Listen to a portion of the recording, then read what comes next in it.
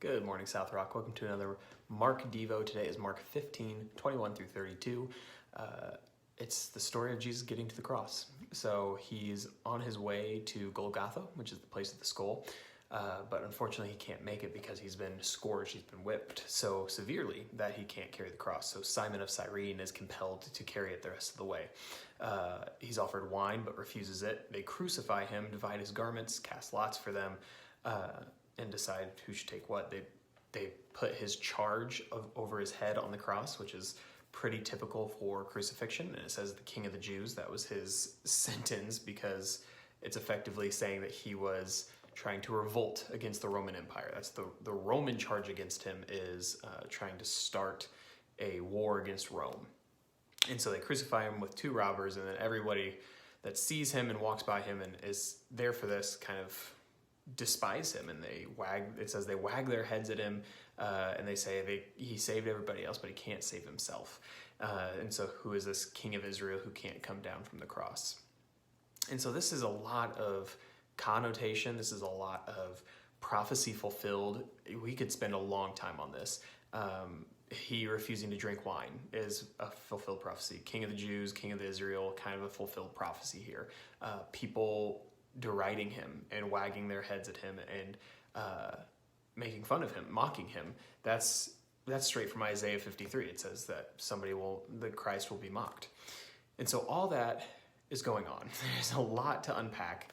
The reason why the Romans charge him with this is because the Messiah of Jerusalem, the Messiah of Israel, was supposed to be this conquering king, this hero. And so that's the only charge they could really put on him for that. So this is all happening, all these prophecies fulfilled, and Jesus is hanging on the cross, and all these people are walking by and mocking him. And that's what I really want to harp on today, because of the implications of that.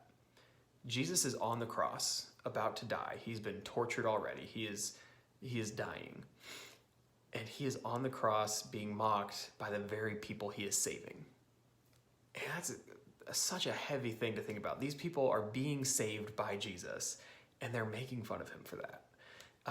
Can you imagine somebody trying to save you from a fire or a car crash, and you are like, oh, classic fire. Like, you make fun of them for trying to save you. This is wild. And so I can't imagine the heartbreak that he must have felt. And so the question that I want you to focus on this Friday is, what are ways that you can just show sacrificial love to someone that wouldn't expect it?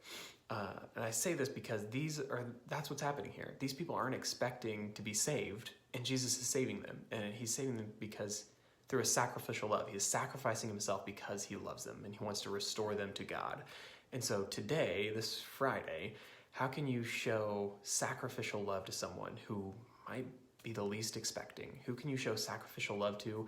Maybe somebody that you know doesn't really appreciate you or like you, or maybe you don't like them, or I don't know, somebody that doesn't expect that from you. How can you show them sacrificially that you love them? So I want you to think about that today and then go and do it. So I hope you have a good Friday.